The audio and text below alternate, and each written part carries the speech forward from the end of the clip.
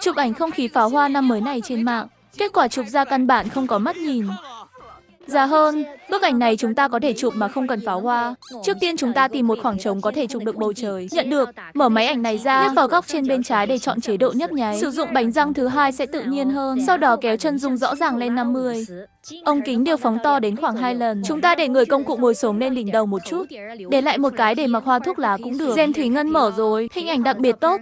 Chúng tôi nhập khẩu bột khô gương để làm mờ, thêm vào bên trong màu sắc. Chọn một của pháo hoa yêu thích để thêm vào. Cuối cùng nhấp vào tối ưu hóa thông minh, chọn cảnh đêm điều đẹp.